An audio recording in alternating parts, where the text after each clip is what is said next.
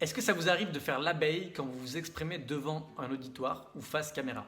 Vous savez ce que c'est l'abeille? L'abeille, oui, c'est ce petit insecte qui vole. L'abeille ou encore le moustique. Le moustique, putain, mais c'est pire que ça. Le moustique, c'est ce truc qui vient dans ton oreille comme ça et qui est tout le temps en train de bouger dans tous les sens. Eh bien, je pense que pour avoir une bonne communication non verbale, à l'oral, devant un auditoire, il faut arrêter de faire l'abeille.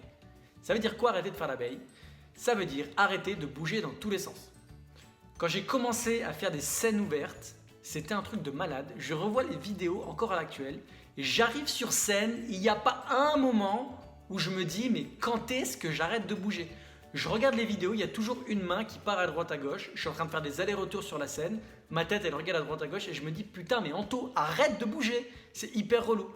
J'imagine le public à ce moment-là, il doit se dire mais le mec, il est en train de taper un marathon, il va pas survivre jusqu'au bout.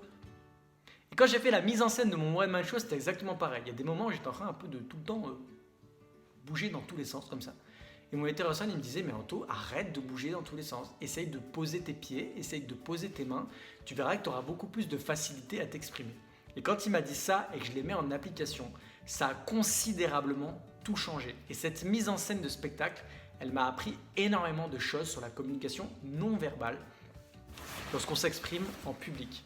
Donc la première chose, je sais que c'est compliqué, mais des fois il faut arrêter de faire tous ces mouvements parasites dans tous les sens.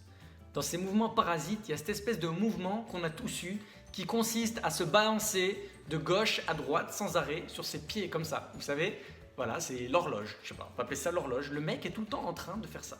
Ok. Ensuite, on a les gens qui sont tout le temps en train de bouger avec leurs mains comme ça. On a l'impression qu'ils sont en train de jouer à un jeu pour enfants et à chaque fois qu'ils touchent un morceau de leur corps, je sais pas, ça doit être chaleur. Le jeu s'appellerait chaleur. Et chaque fois qu'ils touchent un morceau de leur corps, faut qu'ils touchent un autre. Ils sont comme ça sur scène, ils bougent dans tous les sens. À partir du moment où j'ai compris qu'il fallait que j'arrêtais de bouger et qu'en fait bouger n'allait pas me servir plus à capter l'attention d'un auditoire ou à faire passer mon message, mais que le fait d'arrêter de bouger dans tous les sens, ça allait détendre mon esprit, ça a tout changé. Je suis arrivé sur scène, j'étais beaucoup plus calme. Et là, à ce moment-là, une fois que j'ai appris à ne plus bouger avec mon corps, j'ai pu passer au niveau supérieur qui est en communication non verbale, essayer justement de s'exprimer avec son corps. Avec mon one-man show, j'ai appris qu'en fait, vous n'êtes pas forcément obligé de dire ce que vous êtes en train de faire. À la base, dès que je faisais un truc dans mon spectacle, je me sentais obligé de dire ce que j'étais en train de faire.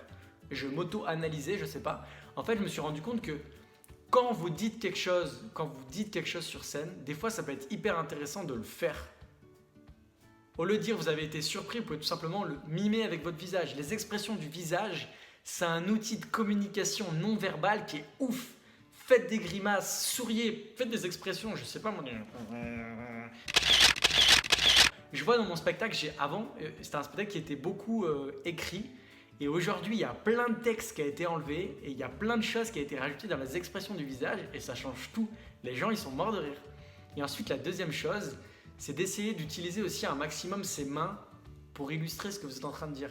Si vous adressez à l'auditoire, vous pouvez vous le montrer avec vos mains de cette manière, mais aussi suivant ce que vous faites, vous pouvez tout simplement le mimer avec vos mains. Moi, des fois, je dis des choses, je m'amuse à le mimer avec mes mains et plus une expression du visage, ce qui fait que on sort de ce discours, de cette présentation bateau où il y a juste du texte, à une présentation qui est un petit peu plus vivante. Et plus c'est vivant, plus c'est dynamique et plus je trouve que ça donne envie aux gens de nous écouter.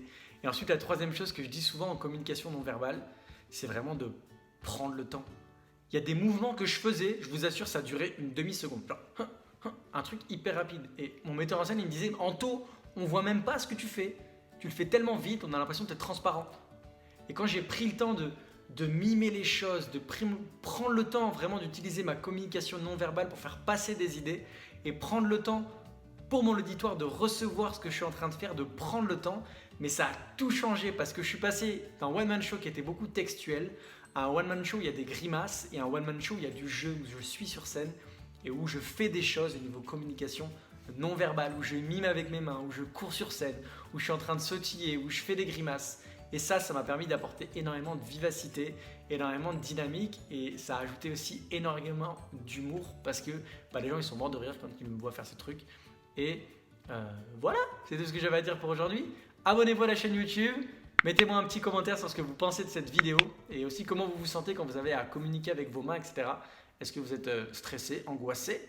Est-ce que vous avez envie de vous cacher quand vous avez à prendre la parole en public, à vous abonner à la chaîne YouTube et comme ça, à la fin de cette série de vidéos, je pourrai tirer au sort le grand gagnant qui remportera une carte cadeau et qui pourra aller se faire plaisir dans une grande enseigne commerciale. Je vous en dis pas plus, je vous dis à demain dans la prochaine vidéo et surtout je voulais vraiment vous remercier encore une fois de suivre cette série de vidéos. Ça me fait vraiment plaisir de voir que voilà, ce temps que je prends pour vous tourner des vidéos, il vous est utile. Donc n'hésitez pas à commenter dans les commentaires pour qu'on puisse interagir ensemble. Je vous remercie et je vous souhaite une excellente journée.